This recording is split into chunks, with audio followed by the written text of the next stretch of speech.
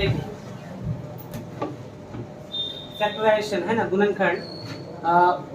गुणनखंड जो है आप इसको दो तरीके से बना सकते हैं, जो आप दो तरीके से पढ़े हैं। बाकी बहुत तरीका है, हम आपको और भी हायर लेवल का सिखाएंगे। और अभी जो है तो क्वाड्रेटिक है, ठीक है। इसके बाद आएगा क्यूबिक इक्वेशन। तो हम क्यूबिक का मेरा, अगर आप यूट्यूब पे भी देखेंगे तो मेरा पहले से मौजूद है, ठीक है, कंटेंट, जहाँ पर x का पावर 3 हो उसको कैसे सॉल्व किया जाता है। उसके लिए हम लोग एक बीएससी का एक मेथड पढ़ते हैं, बीएससी में साइंथेटिक डिवीजन, ठीक है। आप पढ़े थे 10 क्लास तक, उसमें था हीट एंड ट्रायल मेथड। पहले आप x बराबर वैल्यू पुट करते थे, अगर वो 0 हो जाता था तो उसके ऑपोजिट चिन्ह से भाग देते थे आप, और उस मेथड से बनाते थे कब, जब ये इक्वेशन क्यूबिक होता था।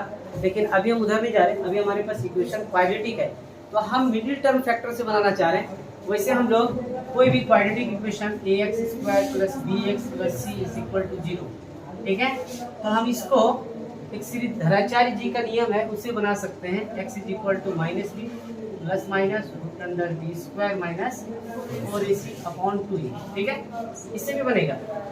यहाँ से x का वैल्यू 2 आएगा, यहाँ अगर मिडिल टर्म फैक्टर से बनाएंगे तो भी वही आंसर आएगा, आंसर में कोई फर्क नहीं पड़ने वाला है, ठीक है।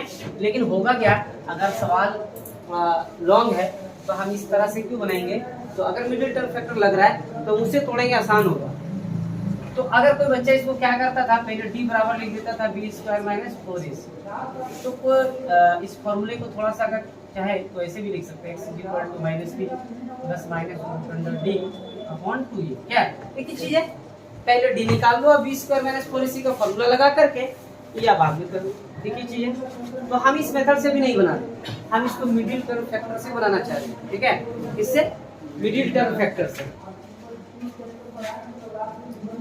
तो ध्यान दो, सबसे पहला मेरा ये काम होगा कि हम देखेंगे कि बीच वाले को ऐसा तोड़ना है कि जोड़ घटा करके ये आना चाहिए और गुना करके फर्स्ट और थर्ड का जो आता है वो आना चाहिए, इसीलिए इसका नाम पड़ा मिडिल टर्म फैक्टर। बीच वाले को आपको ऐसा तोड़ना है, टर्म करना है ना, ठीक है। तो आपके बीच में जो है वो नंबर है आपका -7 और x लगा हुआ है, तो आप अगर खाली नंबर की बात करें तो आपके पास है -7, ठीक है। और अगर गुना करके आपके पास देखा जाए तो क्या आएगा, तो हम इसको रफ कर देते हैं, तो जरूरत नहीं होती, ठीक है। तो यहाँ देखिए फर्स्ट और थर्ड का गुणनफल आपके पास आ रहा है 12x², और चिन्ह के साथ देख लीजिएगा प्लस का आ रहा है ना, प्लस है ना 12x², ठीक। और आपके पास नंबर है -7x, तो इसको ऐसा रिप्लेस कर देना है, ऐसा तोड़ना है कि हमको गुना करके मिलना चाहिए 12x² प्लस में, और जोड़ घटा करके आना चाहिए -7x, राइट, ठीक है। तो ऐसा कोई दो नंबर सोचिए आप जिसको जोड़ना या घटाने के बाद आपको -7 मिल जाना चाहिए, x बाद में लगा देंगे, ठीक है, दोनों नंबर के साथ। तो अगर आप बात करें कि -4 और -3 का, तो जोड़ने से आपको मिल जाएगा -7, ठीक है। अब -4 × -3 आपके पास आ जाएगा 12 प्लस का, ठीक है। फिर हम दोनों में x लगा देंगे, लेकिन हम चाहते हैं कि पहले -3 को लिखे, ऐसा क्यों, हम बताए थे, बड़ा है ना।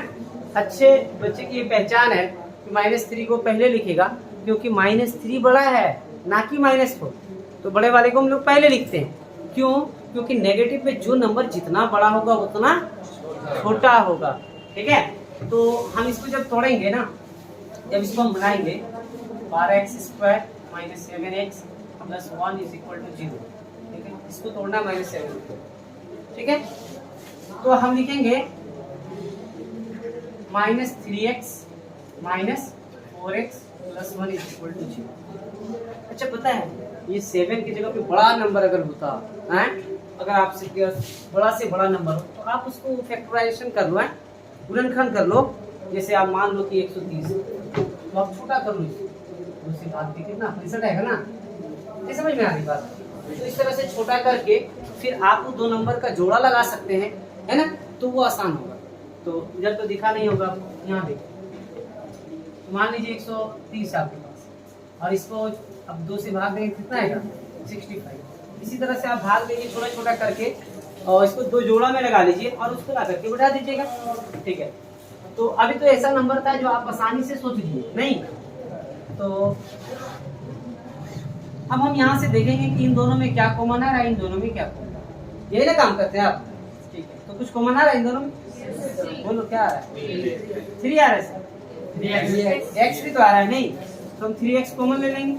तो 3 से भाग दे दीजिए तो 4 और एक x बचा है यहाँ, और यहाँ क्या बचा 1। और इन दोनों में कुछ कॉमन नहीं आ रहा है, ठीक है।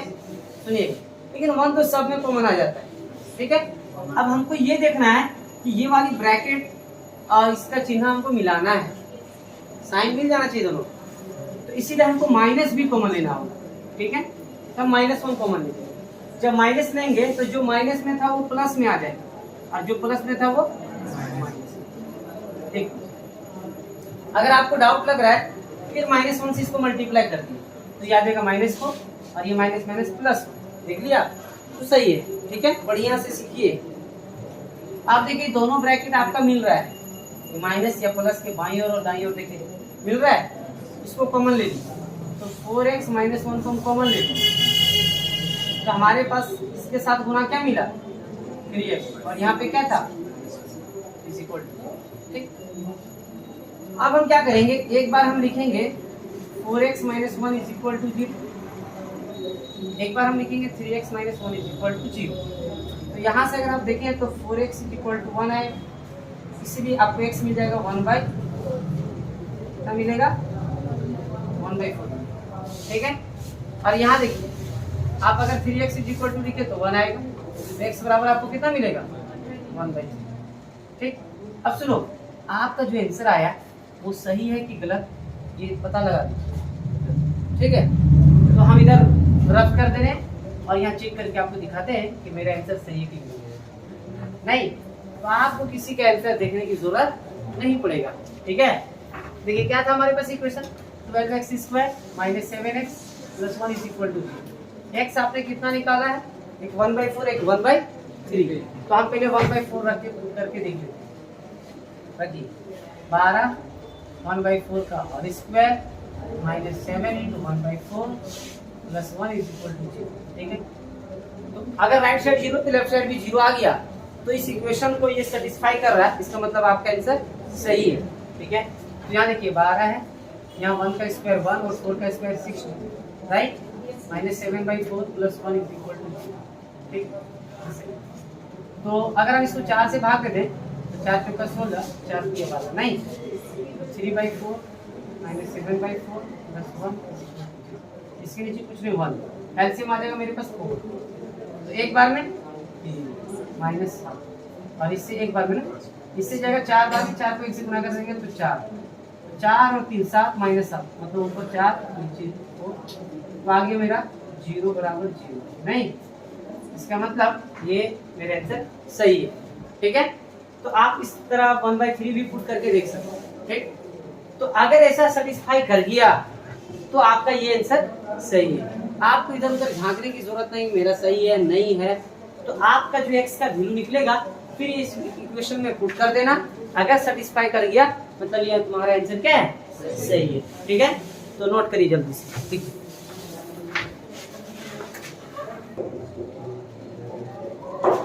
सुनिए, अगर आपको किसी कंपटीशन में फैक्टराइजेशन बनाना हो, है ना, गुणनखंड करना हो, और आपसे अगर x का वैल्यू पूछा जाए तो आप देखो कितना आसानी से कितना जल्दी बनाओगे, तो सिखाते हैं हम आपको। और इसको हम लोग कहते हैं खतरनाक अंश, नहीं,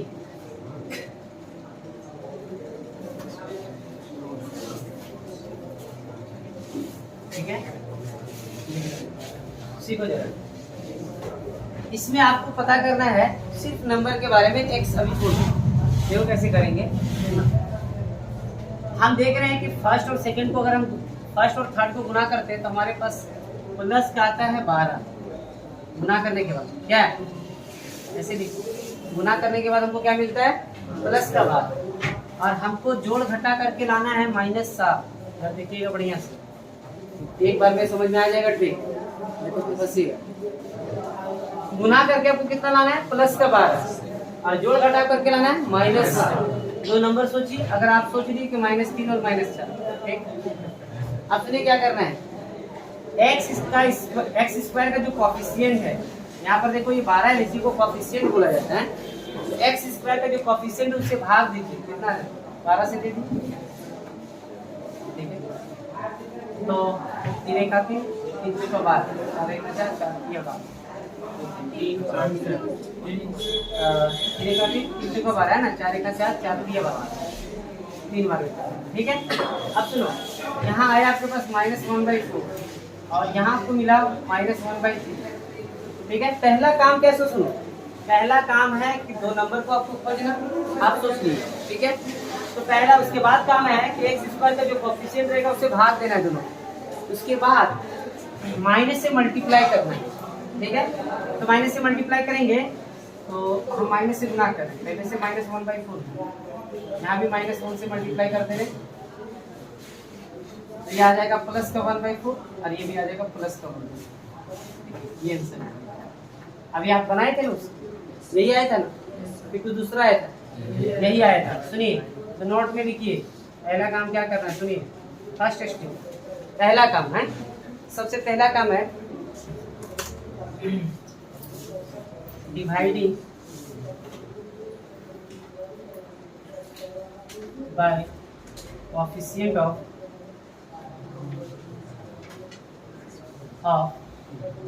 एक्स स्क्वायर, मतलब एक्स स्क्वायर का जो कोएफिशिएंट रहेगा उससे भाग देना। दूसरा स्टेप मल्टीप्लाई बाय नेगेटिव, है ना, हर समय माइनस से गुना करना। सुनो, अभी अगर दोनों प्लस होता तो दोनों को माइनस से गुना करते, दोनों माइनस में आंसर आता। अगर एक माइनस होता एक प्लस होता तो माइनस से गुना करते तो चेंज हो जाता, जो पहले प्लस था वो माइनस में आ जाएगा, जो माइनस था वो प्लस आ जाएगा। बस समझ में आ रही है ना, ठीक है। तो दूसरा क्या है, मल्टीप्लाई बाय नेगेटिव, जब -1 जो लिखना है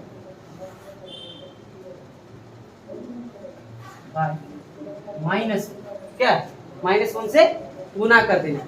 बात समझ में आ गई ना। दो बात याद रखना है, पहला क्या, डिवाइड करना है एक्स स्क्वायर के कोएफिशिएंट से। अगर यहाँ 1 होता तो 1 से भाग देते, कोई फर्क नहीं पड़ता। अगर एक्स स्क्वायर का कोएफिशिएंट 2 होता तो 2 से भाग देते, नहीं।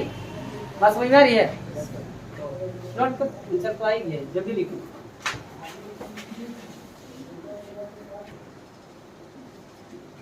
सुनिए, नेक्स्ट सवाल देखिए, 2x square plus 7x plus 3 है, ठीक है, इज इक्वल टू 0। तो पहले हम इसको लॉन्ग से बनाते हैं, मतलब मिडिल टर्म फैक्टर से, उसके बाद आएंगे हम खतरनाक कॉन्सेप्ट में, ठीक। बीच वाले को आपको तोड़ना है, ठीक। तो आपको फर्स्ट और सेकंड को, आप अगर फर्स्ट और थर्ड को गुना करिएगा तो गुना करने के बाद आपको आना है प्लस का 6x स्क्वायर, है, तुम देखो पता चल जाएगा। जिसमें हम मिडिल टर्म फैक्टर लगाते हैं उसमें हम x भी लिखते हैं, x वाला, है क्या, गुना करके x वाले पूरा। लेकिन खतरनाक कॉन्सेप्ट में खाली डिजिट लेके चलते हैं, तो तुरंत बना। और हमको जोड़ घटा करके प्लस माइनस करके लाना है 7x, ये ना लाना है। तो सोचिए, 2x square plus 7x plus 3 is equal to 0, ठीक है, ये ना है।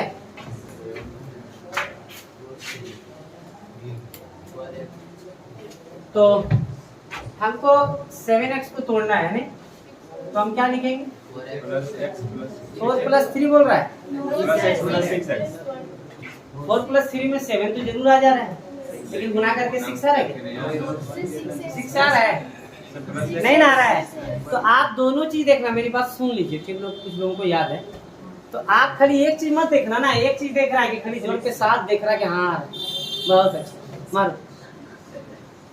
तो आपको ये भी तो देखना है कि गुना करके मेरा 6 आ रहा है कि, तो 3 और 4 को गुना करने से 7 तो आ रहा है, लेकिन गुना करने के बाद कितना आ रहा है, जोड़ने के बाद 7, तो गुना से 12 आ जा रहा है ना।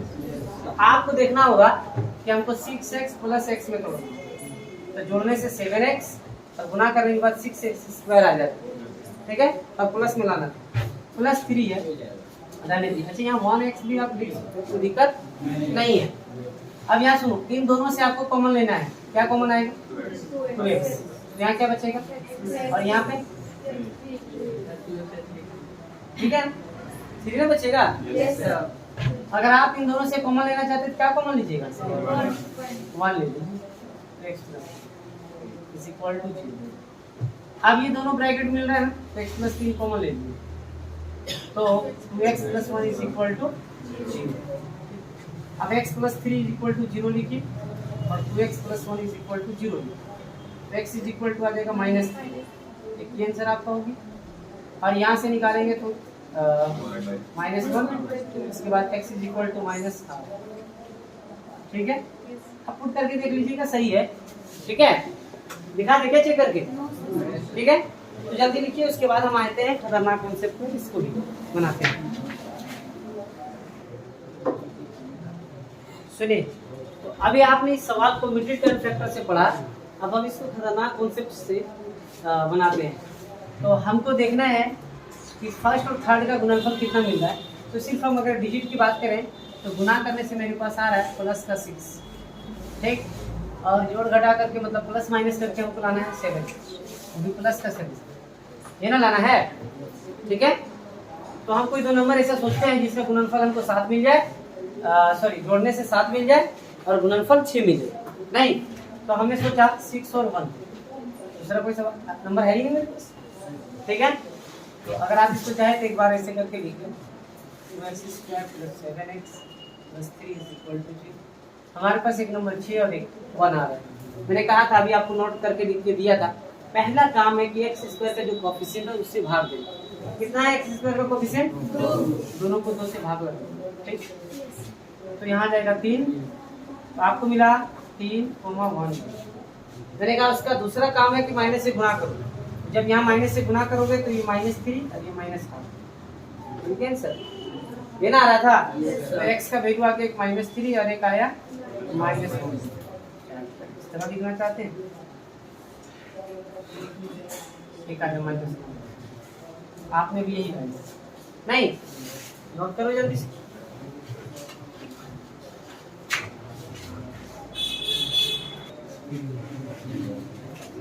देखिए, दो होमवर्क आपके लिए, दोनों सवाल दोनों मेथड से बनाना, पहले मिडिल टर्म फैक्टर से, उसके बाद खतरनाक कॉन्सेप्ट से। 6x² + 5x - 6 = 0, और दूसरा है 3x² - x - 4 = 0 है। ये दोनों सवाल बना लेना, दो ठो बता भी दिए तो आपका क्लियर हो जाएगा, है ना।